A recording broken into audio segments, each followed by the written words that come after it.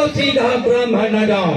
मैं क्षत्रिय कुल का द्रोही हूँ, भृगुवंश की ही ब्रह्मचारी, अति क्रोधी और निर्मोही हूँ। मेरे इस फटे रहे कई खून की नदियां बहा दी है, इस आर्या भूमि की मिट्टी पर कई क्षत्राणी दान बना दी है। सहस्त्र बहू के पखंड काटने वाला है, तू भी जरा देख इस फरसे को तो तेरा लहू काटने वाला है। क्यों बूढ़ा पर्चा दिखलाकर क्षत्रिय कुमार को डरा रहे? बलिहार, आप तो भूखों से बड़े बड़े पर्वत उठा रहे। हम उस माई के ला नहीं जो हवा से डर जाए, या सुई मुई के पेड़ नहीं जो उंगली से मुरझा जाए। आयुष्मान भव। कहो राजा जनक, क्या कारण है? यहाँ पर ये भारी भीड़ भाड़ कैसी है और ये वीरों की छेड़छाड़ कैसी है? विपिनवर, मैंने अपनी पुत्री सीता का स्वयंवर चाहा था। उसमें ये शर्त रखी थी, जो इस धनुष को तोड़ेगा वही सीता से नाता जोड़ेगा। है ये मेरे गुरु का धनुष किसने तोड़ा है? उसे जगह मेरे सामने लाओ और अधिक देर न लगाओ। एक एक को जान से मारूंगा और सभी को मौत के घाट उतारूंगा। इतने में परशुराम को भूल गए और शायद इसीलिए इतने भूल गए।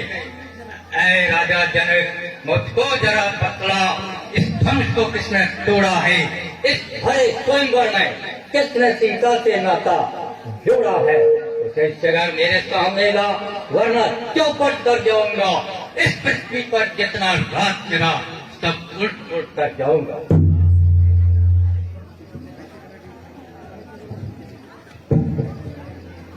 हे विप्रवर, शिव धनुष को तोड़ने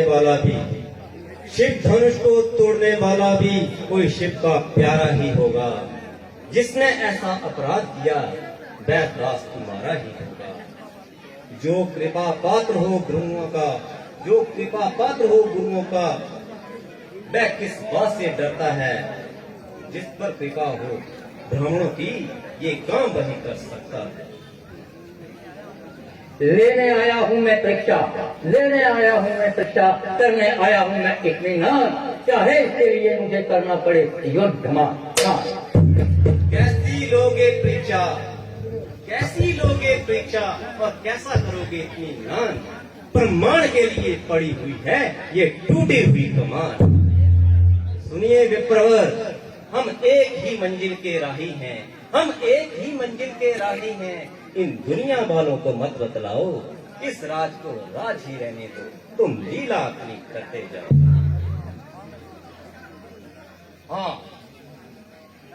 हाँ, मैं समझ भी गया और जान भी गया कि तुम ही भगवान विष्णु के अंश अवतार हो। हे राम बना है अगवा तू इस क्षत्रिय दल की गाड़ी में, इसलिए वह मिसल याद आई कि तिनका है चोर की गाड़ी में। हाँ विप्रवर, मुझसे ये कसूर हुआ है और मेरे हाथों से ही ये धनुष चकनाचूर हुआ है। क्या तुम्हें मौत की परवाह नहीं थी या जिंदगी की चाहत नहीं थी? बेशक खताबार हूँ और जो सजा दो उसके लिए सजावार। अच्छा, अभी बताता हूँ और इस दिमाग का मजाक सिखाता हूँ। अजी महाराज, क्यों गेम की भांति उछल रहे हैं और फिर बात के मैदान से बिन रहे हैं?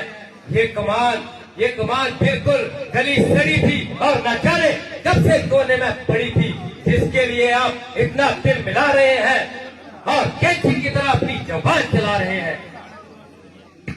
कभी पर्चा संभालते हो, कभी आंखें निकालते हो।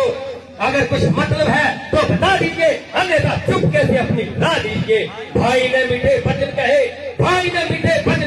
तो क्रोध और चढ़ाया है। सबसे पहले बोल उठे तो जोरों ने फहराया है। अच्छा अपराधी हमी ने धनुष को तोड़ा है। जो कुछ करना है करे आप, ये शहर हमी ने जोड़ा है। ओ राजा के लड़के, ओ राजा के लड़के, तू मुंह को नहीं संभाल रहा, मुझ जैसे क्रोधी के आगे आंखें लाल नहीं कर रहा। अरे ओ शोक के समझता क्यों चढ़ करता है, शायद मेरे चेहरों का जब नहीं गुजरता है। बड़े बड़े बहादुर मेरे नाम की दुहाई देते हैं और सामने से भागते दिखाई देते हैं, परंतु बालक जानकर कुछ बैठकर बताता हूँ, इसलिए मैं अपना शस्त्र नहीं चलाता हूँ। मगर बच्चे की माँ कब तक खैर मनाएगी, आखिर तेरी जान तेरे हाथ से जाएगी। क्यों बच्चे से नाहक लड़ाई करो, ब्राह्मण हो कुछ तो समाई करो।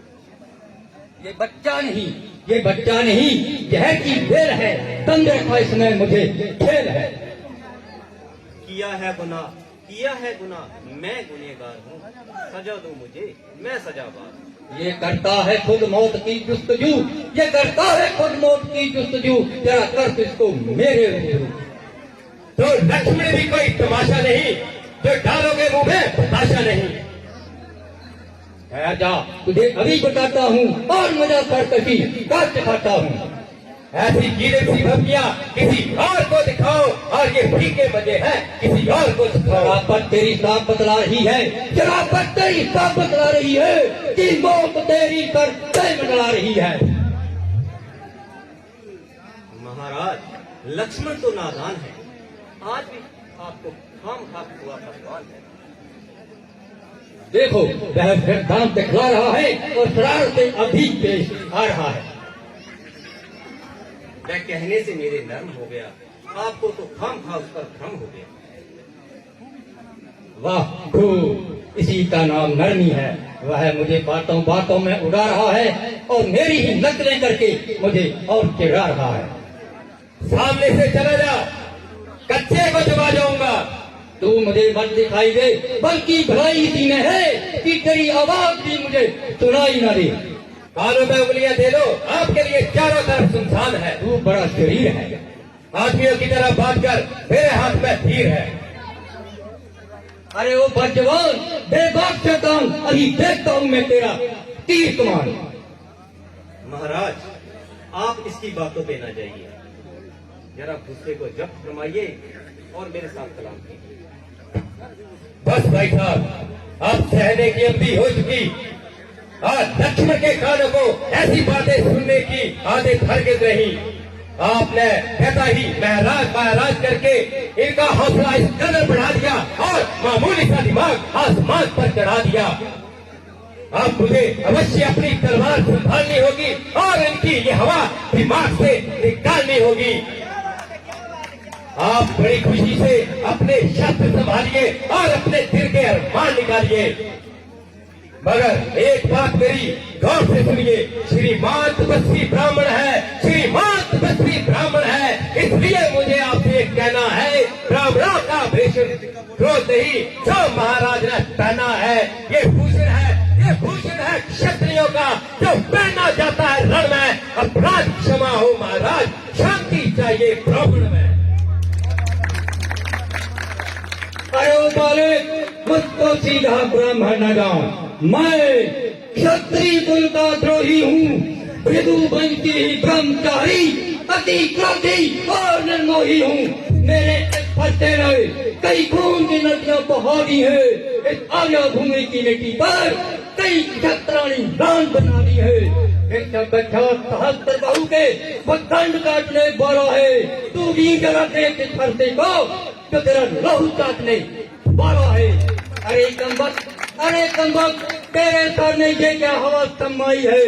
मालूम होता है कि तेरी मौत ही तुझे मेरे सामने लाई है। बड़े बड़े शूरवीर मेरी बहादुरी का सिक्का मानते हैं और मेरी ताकत को अच्छी तरह जानते हैं। कई क्षत्रिय मारे गए, कई मौत के घाट उतारे गए, जो भी सामने आया वह कदापि जीवित नहीं जाने पाया। जब ऐसे योद्धा मेरे मुकाबले की ताब न ला सके और मेरे सामने अपनी गर्दन नहीं हिला सके, तो तेरे जैसे बच्चों की मेरे सामने क्या औकात है? ये तो मेरे लिए एक मामूली सी बात है, अभी जरा सा फंसा हिला दूं तो तेरे जैसे हजारों को भूमि पर खिला दूं, परंतु तेरा इसमें कोई भी कसूर नहीं है, इसलिए तेरी जान लेना मुझे मंजूर नहीं है। बल्कि जिसने मेरे गुरु का घर तोड़ा है उसे खुदा की जेब में नहीं तोड़ूंगा, बल्कि इस घर के बीच की नहीं मैं तोड़ूंगा। हाँ, अभी तू इजाजत के बाद नहीं आएगा तो कभी भी मेरे इन हाथों के जेब में नहीं जाने पाएगा। ये कीड़े सी भक्तियां, ये कीड़े सी भक्तियां दिखा किसी और को और अपनी शही खिता किसी और को। मेरे सामने तुम्हारी शकी नहीं चलेगी, और जब तक जान में दम है तुम्हारी पानी में ढाल नहीं खुलेगी। वास्तव में तुम्हारा आज तक किसी से पाला नहीं पड़ा, और कोई बुद्धि नहीं होगा जो तुम्हारे सामने नहीं अड़ा। इसलिए तुम्हारा हौसला इस कदर बढ़ गया, और ये मामूली सा दिमाग आसमान पर चढ़ गया। अच्छा कुछ बुझाएगा नहीं, आज आपको अपनी ताकत आजमाने का मौका निकल जाएगा, और उधर हमारा भी परसों का अरमान निकल जाएगा। परंतु लक्ष्मण पहले बात करने में लाचार है, इसलिए नहीं कि तू ब्राह्मण कुमार है, मगर इसलिए कि तू हमारे गुरु विश्वामित्र जी का करीबी रिश्तेदार है। क्यों बूढ़ा पर्चा दिखलाकर क्षत्रिय कुमार को डरा रहे? बलिहार, आप तो भूखों से बड़े बड़े पर्वत उठा रहे। हम उस माई के ला नहीं जो हवा से डर जाए, या सुई मुई के पेड़ नहीं जो उंगली से मुरझा जाए।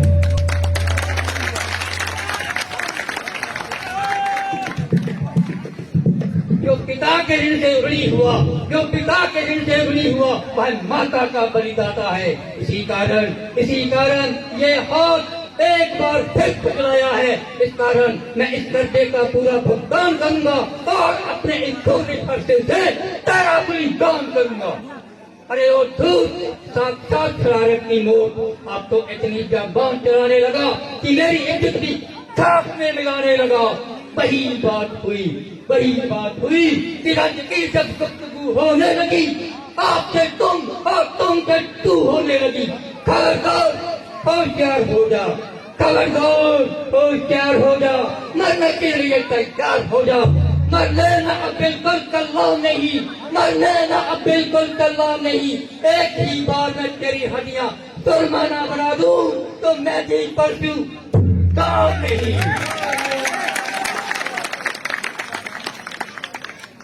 हे विप्रवर, जब आपको स्वयं ही इसके कसूरवार होने में इनकार है तो आपकी इससे फिजूल की तकरार है। तो मेरे क्या इख्तियार है, ये खुद ही मौत का तलबगार है। लक्ष्मण, तुम इन्हें अधिक हंसता हो और जरा इधर आओ। हे विप्रवर, जरा गुस्से को थाम लीजिए और मेरे साथ कलाम कीजिए। पहले इसको मेरी आंखों के सामने से दूर कर दो और फौरन यहाँ से दूर कर दो। इसका इलाज तो मैं पहले ही बता चुका हूँ। देखो, दर सच बोलता है और ना ही रस में विष घोलता है। अरे वो दूध पीने वाले बच्चे, अरे वो दूध मुँहे बच्चे, बड़ों से हंसी छोड़, अन्यथा रुलाएगा ये फरसा, कर देगा तेरे ये दांत खट्टे, सबात चखाएगा ये फरसा।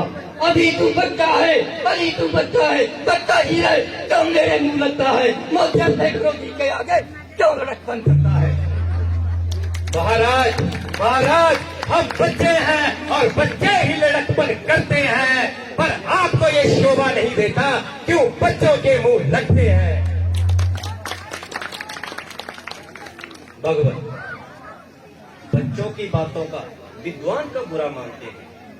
बच्चों के मुंह में गंगा है, वे अनुचित वाणी कह डालते हैं। ब्राह्मण की भांति आते तो सह लेता अपनी लाते भी, वीरों का वेश देखकर खींचने नहीं पाते। जो आप दंड देना चाहे, उसका अधिकारी मैं हूँ। ये सब प्रकार से निर्दोष है, सच्चा अपराधी मैं हूँ। क्या वास्तव में ये तुम्हारा है? बेशक, आप जो भी दंड दें मुझे मंजूर है। मुझे ये संदेह है कि ये धनुष तुम्ही ने तोड़ा है। तो आपने मेरे बल को कब आजमाया? तो लीजिए, इस धनुष का चिल्ला चढ़ाकर सम्मान कीजिए और मेरा इत्मीनान कीजिए।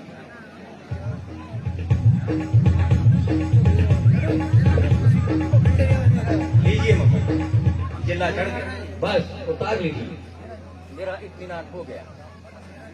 मगर मेरा इत्मीनान तो नहीं, आपका इत्मीनान कैसा? हमारा इत्मीनान ऐसा कि जब एक बार मेरा तीर कमान पर चढ़ जाता है तो मैं बिना किसी के प्राण लिए नहीं आता। तो ये फिर किसकी जान लेगा? आप ही लेगा और किसी। महाराज, ऐसा मत करना, नहीं तो मैं मर जाऊंगा। हे विप्रवर, एक तीर तो आपको सहना पड़ेगा, मगर घबराइए नहीं, दूसरा कदापि नहीं चला। महाराज, दूसरे की बारी ही नहीं आई। क्यों? एक ही तीर से जान निकल जाएगी। वाह, जान निकलने की आपने अच्छी कही। आधी जान तो मेरे में अब भी नहीं रही। बस मिश्र जी, भुज गए। जरा बरसा तो उठाओ, कुछ अपने वीरता के जौहर तो दिखाओ। लक्ष्मण जी, मुझे क्षमा दिलाओ और मेरी जान बचाओ। तुम तो इतना उछलते थे, क्रोध में आकर के मेरी जीवा से कुछ ऐसे शब्द निकले थे।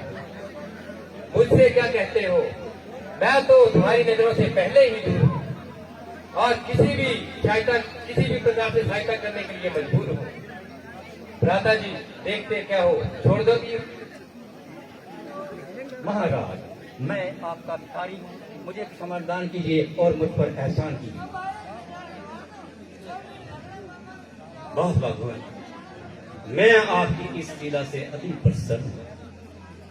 ये कैसी विचित्र लीला है कि भगवान विष्णु का छठा अंशावतार, भगवान विष्णु के 7वें अंशावतार अर्थात स्वयं विष्णु परशुराम के रूप में अपने ही अंशावतार राम से अपना जीवन दान मांग रहे हैं।